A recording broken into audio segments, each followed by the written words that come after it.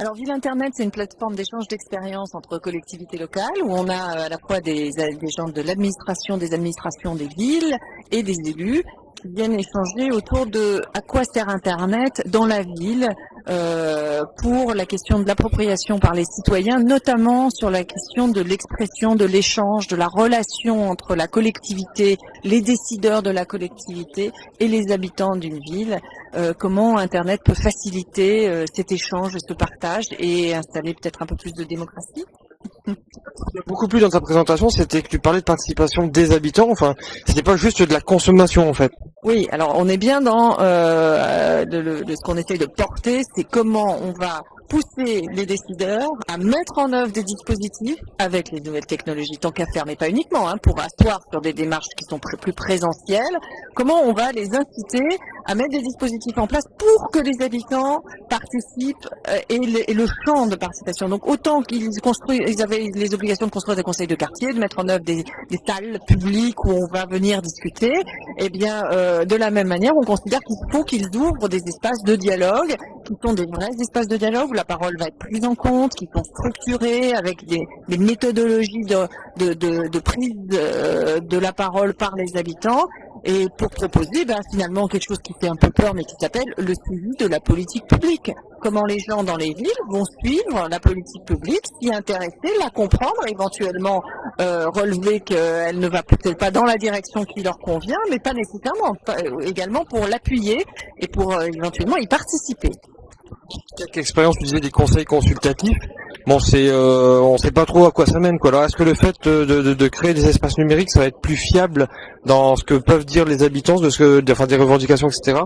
Un conseil consultatif, effectivement, quand il n'est que consultatif au sens où les élus vont faire un très joli compte rendu de ce qui s'est dit et ne pas en tenir compte, n'a pas d'intérêt. Alors, effectivement, heureusement, c'est pas toujours le cas, d'abord, et ensuite, on a les moyens, nous habitants, nous citoyens, de venir dire, ok, vous nous avez consulté, on vous a dit ça, on fait notre compte rendu de notre point de vue, nous dans la salle, de ce qu'on vous a dit, et on va regarder comment vous en tenez compte. Et on va sur un blog, sur un espace citoyen. Alors il y en a beaucoup, il y en a sûrement dans la région Nord-Pas-de-Calais quantité, des espaces citoyens. On connaît Greyblog à Grenoble, on connaît Montbouge à Montrouge, on connaît un certain nombre d'espaces citoyens comme ça, qui sont les lieux où se joue effectivement la citoyenneté, où elle s'organise.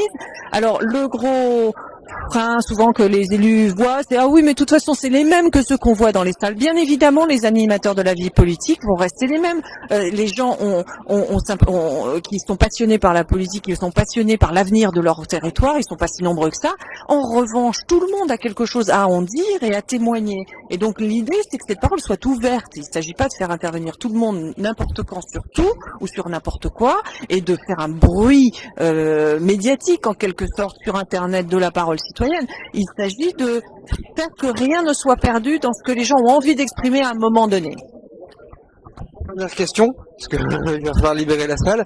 Je vais interpeller mes différents candidats pendant la campagne municipale. Sur quels critères je peux les interpeller au niveau de leur projet d'éthique? Moi, la question, c'est comment ils intègrent la participation et l'usage des nouvelles technologies. C'est d'abord une question sur la démocratie. Vous faites de la démocratie sur votre territoire, vous la faites comment?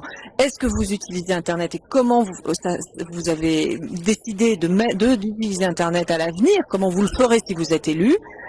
Comment, prouvez-le nous d'ailleurs dans votre campagne, puisque s'ils le font déjà dans la campagne, on peut imaginer qu'ils auront envie de le faire derrière, une fois qu'ils seront élus. Ça, c'est un sujet. La question de l'accès pour tous est fondamentale. Est-ce que vous allez soutenir les espaces publics numériques dans la ville? Est-ce que vous allez les multiplier? Est-ce que vous allez faire de l'accès dans les logements sociaux? Est-ce que vous allez mettre en place de l'accessibilité pour les handicapés à des services valorisés grâce à Internet? Donc, on est sur des enjeux d'accès, donc la démocratie, l'accès, et puis les usages de production par les habitants. C'est-à-dire, est-ce que vous allez soutenir les projets des associations, les projets des entreprises, quand elles ont une volonté d'usage du haut débit, par exemple? Excellent de mettre du très haut débit, mais pensez d'abord aux usages du très haut débit. Moi, c'est ça que j'aimerais entendre chez nos élus. Et puis, on donnera des nouvelles de ces interpellations. Oui, et puis on va échanger entre le site de Ville Internet et le blog de Roubaix, avec grand plaisir, vraiment. Merci bien, merci à toi.